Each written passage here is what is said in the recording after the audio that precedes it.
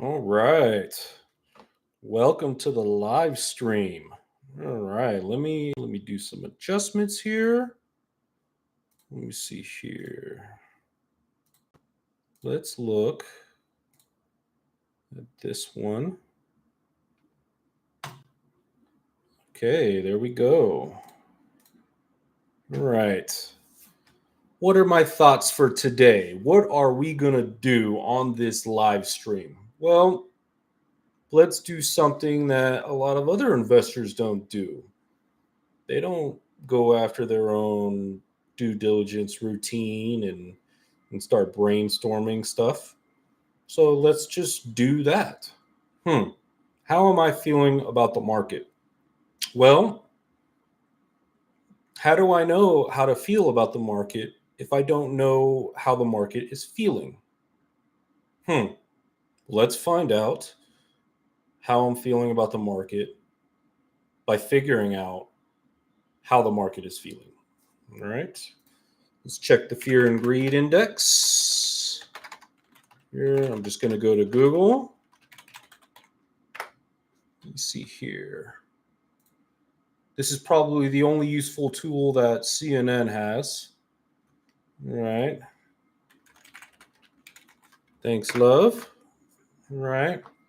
So the market is feeling a little bit neutral, but on the side of fear. Okay. So, hmm. Okay, let's elaborate.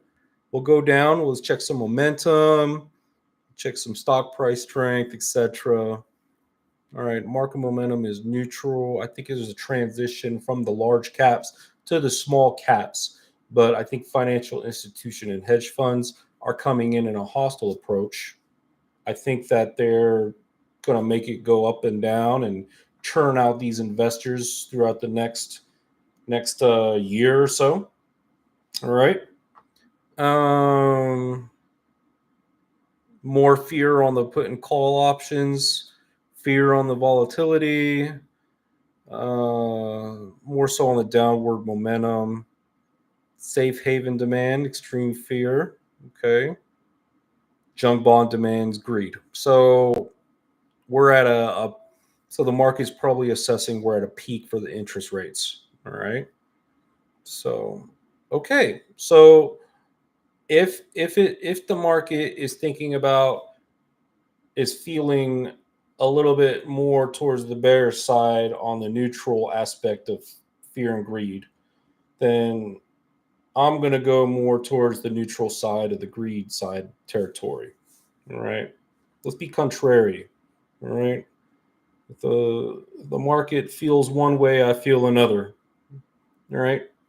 So, with that, let's go to the next thought. All right. Where is all the money going?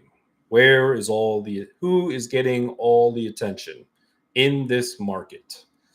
Well, I think Nvidia is getting all the attention, right? I haven't really looked at Nvidia, so we might as well just look at Nvidia. Okay. We'll go to Seeking Alpha. Let me get in here. Nvidia. All right. Let's look at price action. 5 years, 2,483% gain. This is a 2.78 trillion market cap. Hmm. That's how big can you get, right? I mean, let's look at some peers here. Honestly, let's look at, let me see. I know Apple's big. Let's look at Apple. Oops. Let me go back. I'm sorry. 3.34 trillion on Apple. Microsoft, 3.16 trillion, being they're doing 236 billion in revenues, as averse to Apple. Let me see here, 381 billion. Nvidia,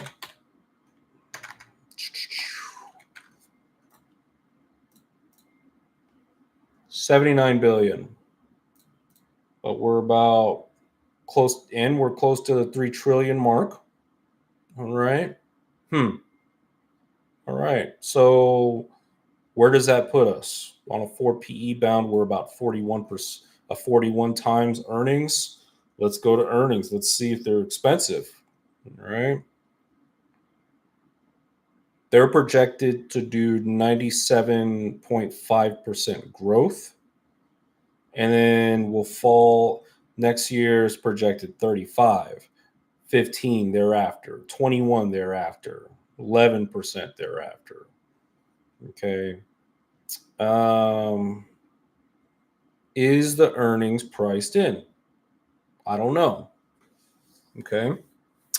Is the earnings priced in? Well, you have an inverse correlation of growth versus how much earnings you're paying, but you're factoring in the risk. So, at a total addressable market standpoint, they're big. All right. Sure, that doesn't necessarily mean too much, but scales of economy with bigger numbers is harder to hit these targets. Okay. If they're projecting, if analysts are expecting 97.5%, I mean, is that what the company has been guiding? I mean, let me look here. Let me see here. Let's look at NVIDIA's investor relations.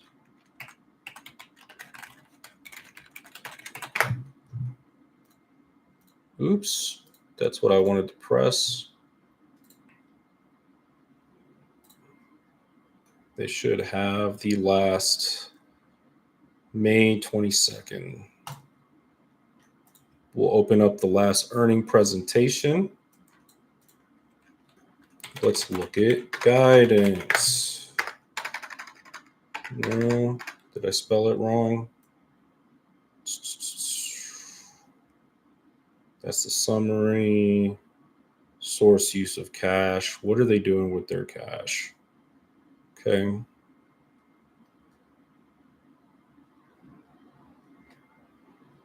And I'm just breezing through. This is not the in-depth due diligence. Okay. Let me see. Let's go to their earnings real quick. Earnings August 28th, May 22nd. Okay, what's the last one? Okay, Q2.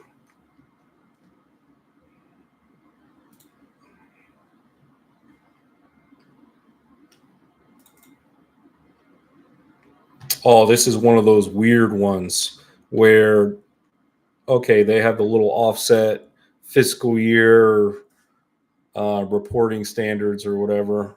Okay. All right. I can dig it.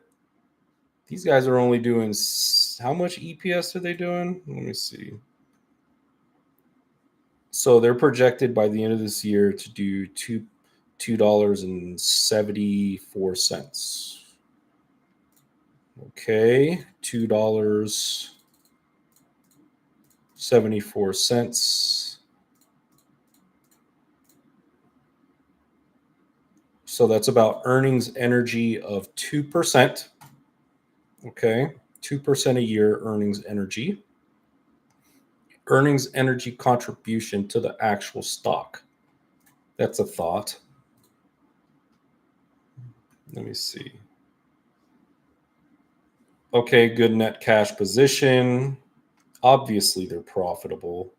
From a sales metric, for their sector median, they're about 10 times sector median.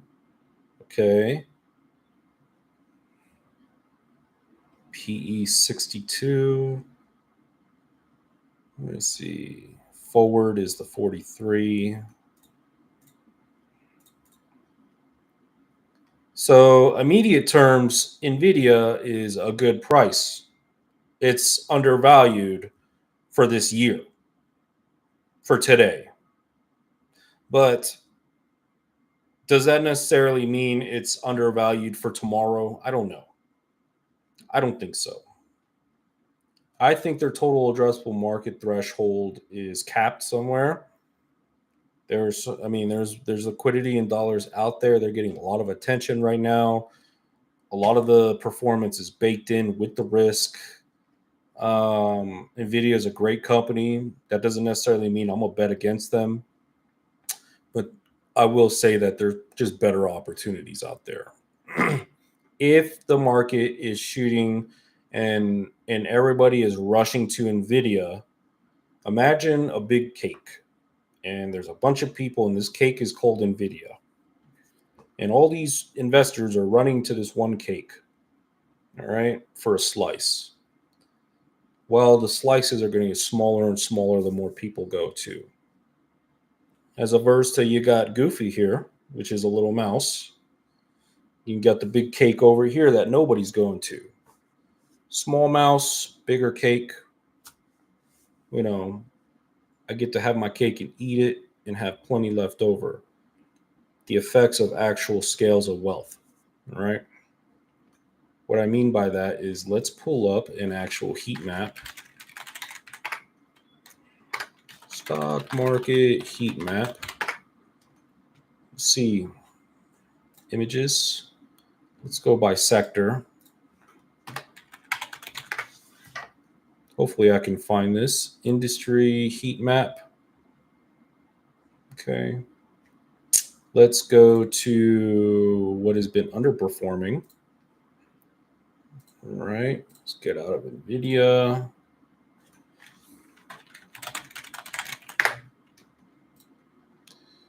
So the market's feeling a little bit fearful. They're running to the big dog, NVIDIA, for growth. An investor will probably say, you know what? Everything, I'm scared, blah, blah, blah. At least NVIDIA, I know they're going to give me a return this year. Okay, perhaps. All right. Ordini research. I'm not interested about this year. I'm interested about years moving forward. All right. Let me see. Outlook, stock market valuations, PE ratios. Let's see. All right.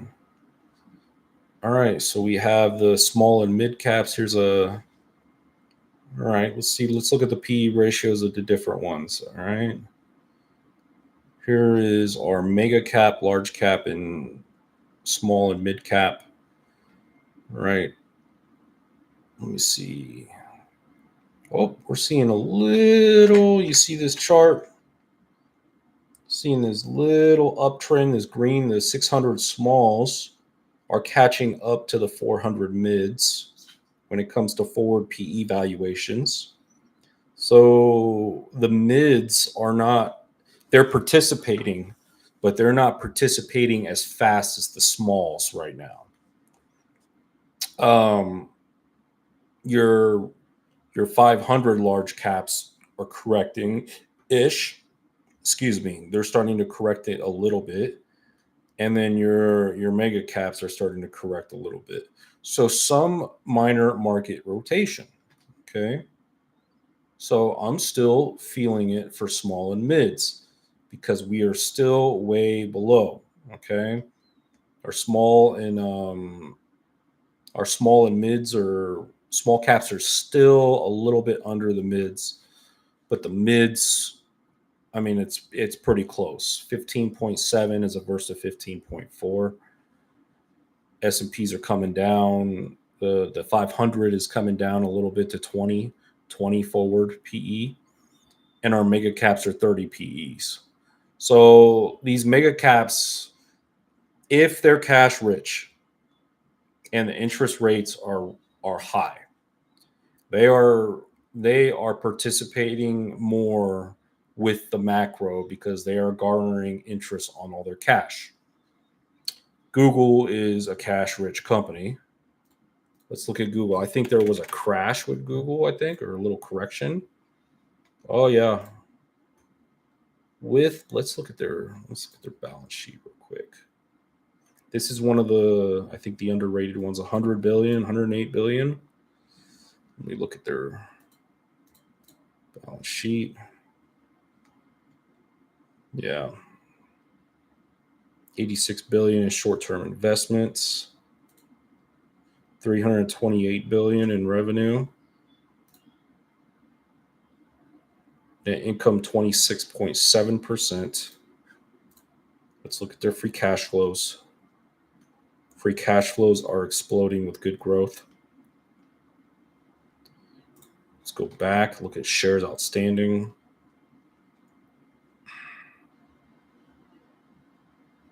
Moderate buybacks happening. Okay.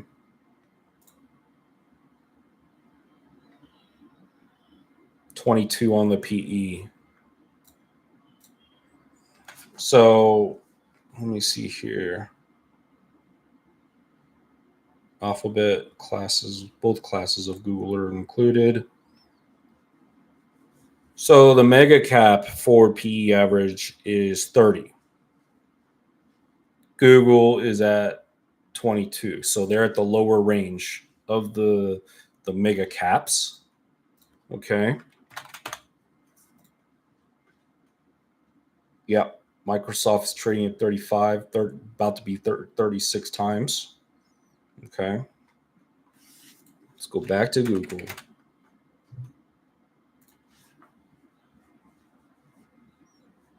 Yep. 21.82.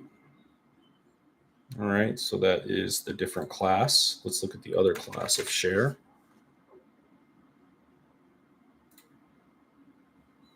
Okay.